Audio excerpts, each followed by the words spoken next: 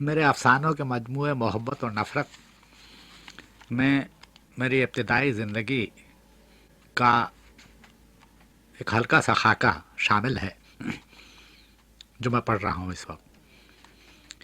جس شہر کی مٹی مجھ میں بسی ہوئی ہے اس کے نام کا آغاز رے سے ہوتا ہے۔ برسوں میں نے اس کے کوچوں کی خاک چھانی ہے۔ اس کی فضا نے میرے لبوں سے کتنے معصوم تبسم چرائے ہیں اور اس کی خاک نے میری آنکھوں سے کتنے آنسو جھٹک لیے ہیں۔ کچھ عرصے پہلے تک اس کی ایک ایک اینٹ کا نقشہ میرے ذہن میں تھا۔ ہر سمت اور ہر ڈگر کی تصویر مجھے یاد تھی۔ بجز وہاں کے قبرستان کے میں ہر مقام سے واقف تھا۔ اس مرتبہ میں اس زمین کو بھی پہچان گیا اور اب میں کہہ سکتا ہوں کہ شہر کے ہر ذرے سے میرا نفس شناسا و آشنا ہے۔ آبادی سے ہٹ کر ایک اداس اور گنجان جھاڑی ہے۔ وہاں پھول بہت کم کھلتے ہیں اور جو کھلتے بھی ہیں وہ بے رنگ و بو۔ درختوں پر گرد آلود ردائے غم بچھی رہتی ہے اور جب پرندے بولتے ہیں تو گمان ہوتا ہے کہ وہ کراہ رہے ہیں۔ سر شام سے مٹی کے پودوں پر جگنو جھلملانے لگتے ہیں۔ شاید ہی کسی قبر پر کوئی چراغ سر دھنتا ہو، ورنہ عام طور پر ان کے سرہانے ایک نیم جان جگنو اپنی بے نور سی ضیا کو تاریکی میں یوں پھیلا دیتا ہے گویا موت اور زندگی کی سرحد پر دم واپسی راستہ ڈھونڈ رہا ہو۔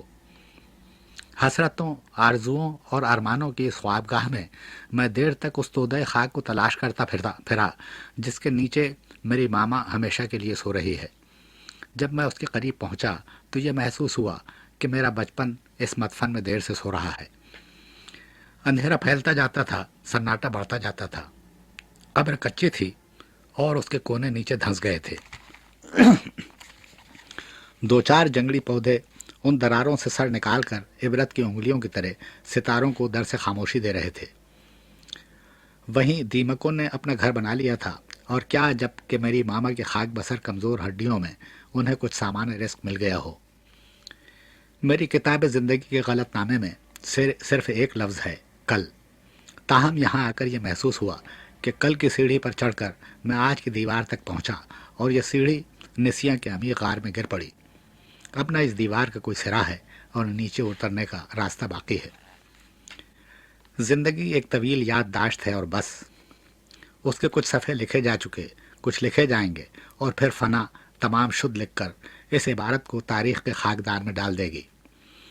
لیکن اس نگار خانے کو غور سے دیکھو تو اس دنیا کے چہرے کی ہر رگ صاف صاف نظر آتی ہے۔ اگر میرے قلم میں طاقت ہو تو میں اس سے زندگی کے خد و خال بنا سکتا ہوں۔ اس یادداشت کا صفحہ اول موت سے شروع ہو کر موت ہی پر ختم ہوتا ہے۔ مجھے یاد ہے کہ میں بہت چھوٹا تھا، شاید اپنے پیروں پر کھڑا بھی نہ ہو سکتا تھا۔ جاڑے کے دن تھے اور شام کا وقت۔ ماما توے پر روٹی سینک رہی تھی اور میں اس کے پاس بیٹھا قندیل کی روشنی میں صابن کے پانی سے بلبلے نکالنے کی کوشش میں مصروف تھا۔ یکایک در و دالان فغان و فریاد کی آواز سے گونج اٹھے اور ماما اپنے ہاتھوں کو ساری میں پوچھ کر باہر بھاگی۔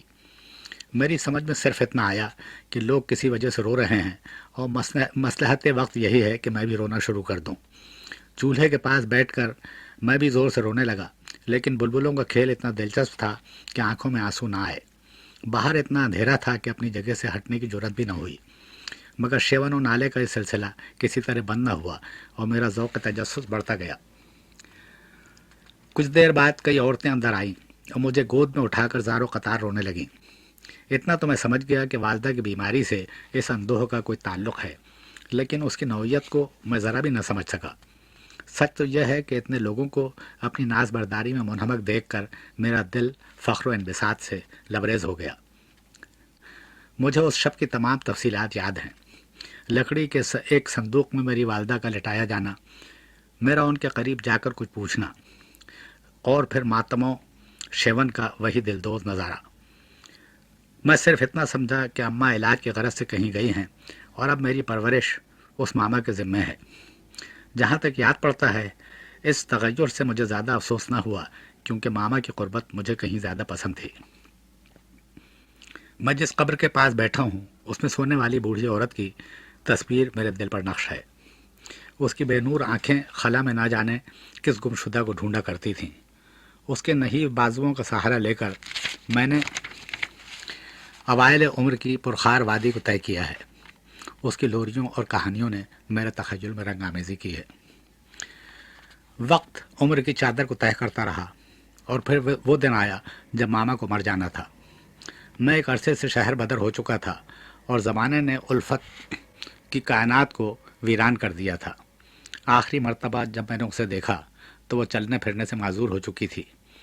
پوست و استخوان کا ایک انمیل جوگ جس میں زندگی گمگشتہ کشتی کی طرح راہ ٹٹول رہی تھی۔ عجیب بات تھی کہ ان افان شباب کے ساتھ میں زندگی کے رازوں سے جتنا آشنا ہو رہا تھا اتنی ہی اس سے بیزاری بڑھتی جا رہی تھی، اور میری ماما موت سے قریب ہو کر زندگی سے اتنی ہی محبت کرنے لگی تھی۔ اس تضاد کی وجہ سے مجھے اس سے کوئی ہمدردی نہ رہی تھی، اور اب تک جو سب سے بڑا گناہ مجھ سے سرزد ہوا وہ یہ تھا کہ اس وقت اس کے احسانوں کو میں بھول گیا۔ اب جو وہ مر چکی ہے تو میں اس کی قبر کے پاس یہ کہنے کو آیا ہوں کہ تیرے ساتھ میرا بچپن بھی دفن ہے۔ دونوں بے حس، بے جان اور بے روح ہیں۔ دونوں زندہ نہ ہوں گے، دونوں میری باتیں نہ سنیں گے، دونوں میرے آنسوؤں کو نہ دیکھیں گے۔ اس ماما نے جب آنکھیں بند کی تو گویا خلوص و محبت کی آنکھیں میرے لیے بند ہو گئیں۔ میرا دل کا سارا خون ان آنکھوں کی اس ایک بوند آنسو کا بدل نہیں ہو سکتا جو میرے رخصت کے وقت اس کی سفید پلکوں پر اٹکا ہوا تھا۔